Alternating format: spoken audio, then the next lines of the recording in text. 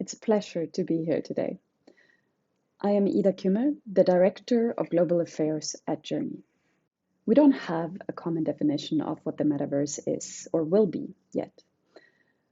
As you know, there's a lot of hypes, there are many attempts, and often opposing views of what it should be.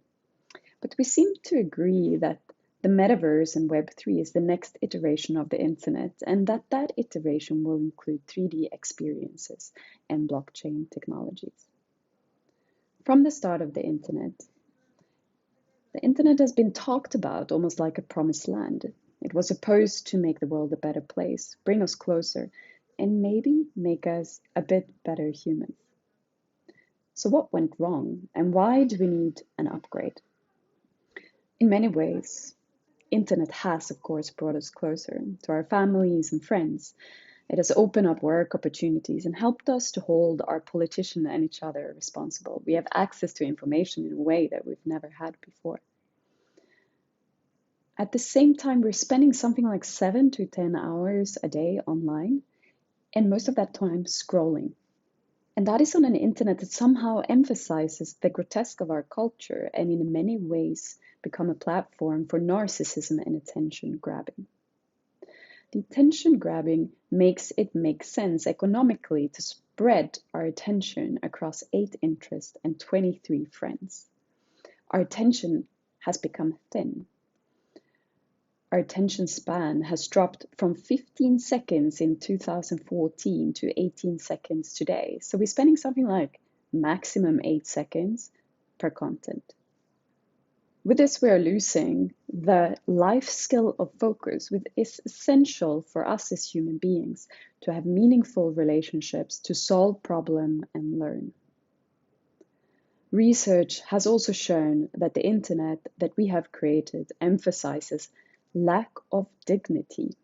And lack of dignity is one of the strongest sources of conflict.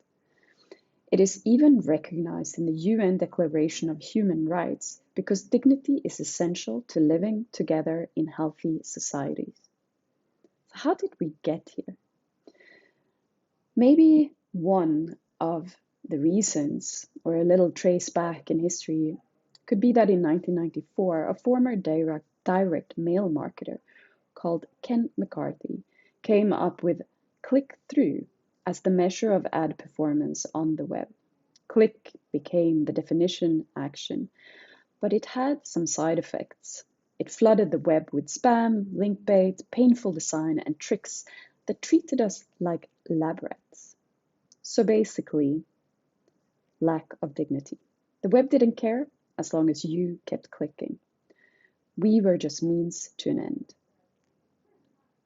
We have since then developed the attention-focused marketing, competition for those 8 seconds with anything that can grab the attention of the user.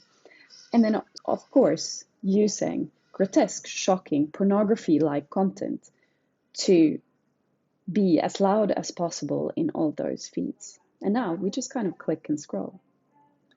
So why would then a 3D internet be a solution? Often in this industry, the next iteration of the internet is seen as a promising revolution, something that can change everything and make life and us humans better.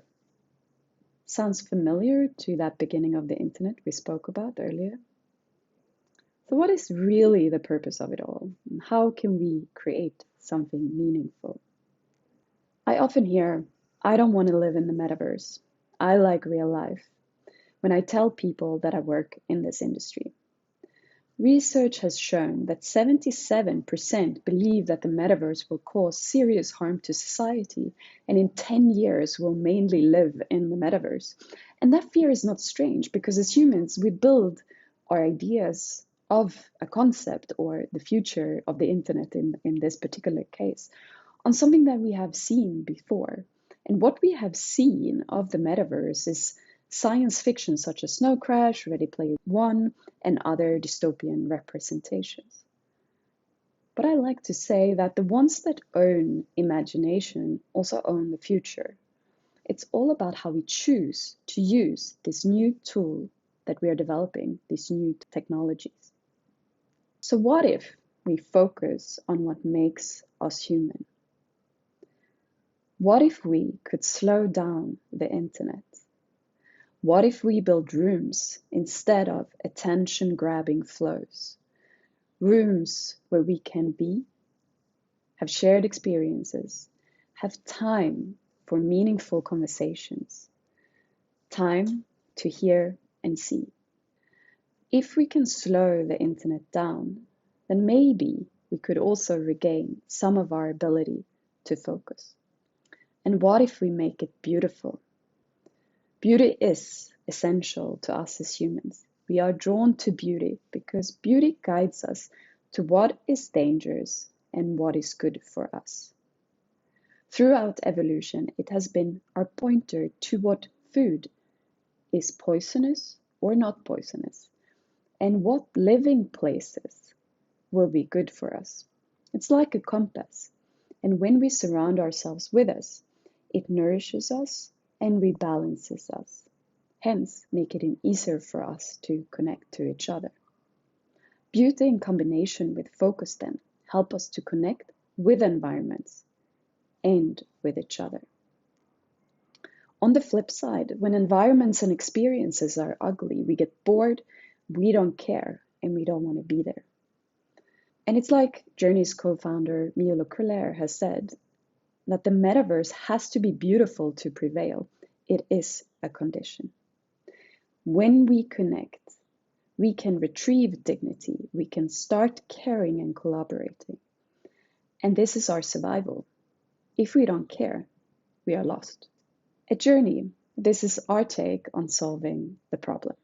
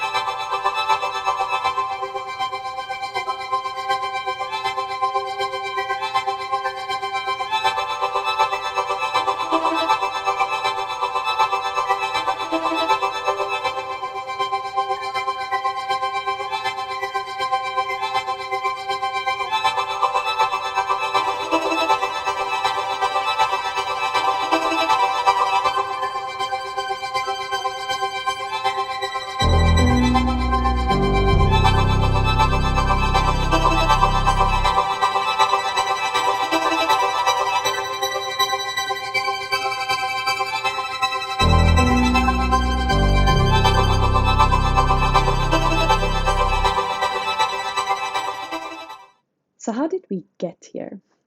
Journee started in 2020 with a team mixed of artists and technologists. We were trying to solve that the world had turned flat due to the pandemic. By combining brave imagination with our own technology, we build our own solution. And instead of building duplicates of reality, we believe in building impossible extensions, imaginary, inspiring spaces that can stun users and ourselves. For a brand, these worlds can express the feeling of, an experience of, for example, a new collection or a product, instead of something we just passively look at or read about. It is almost like an impossible flagship store, unleashing similar creative that design of fashion shows and flagship stores usually do. And with it, we have slowed down time. Often we have thousands of visitors in our experiences, and they linger. 13 minutes is a very long time in the internet. Remember those 8 seconds we spoke about earlier when it came to content and scrolling? And these users connect with each other. We often see afterwards that people have gotten to know each other in the experiences. On top of that, we have net promoter scores of 98.3%. Today, our clients include H&M, BMW, Cartier, Adidas, Siemens, EU, and WWF. In this industry, it's often talked about almost like we have to choose between accessibility and experience quality. But at Journee, we believe in combining the two. For metaverse experiences to be accessible both to, let's say, my grandfather and my niece, we stick to the most simple, intuitive onboarding processes with no download, instead accessible in the browser on any device, with the only requirement being an internet connection that can stream YouTube.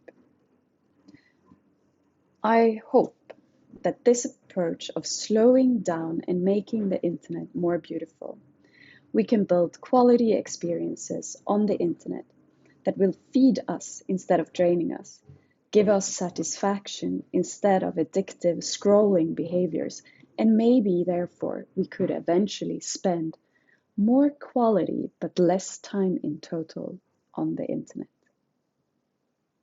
Thank you.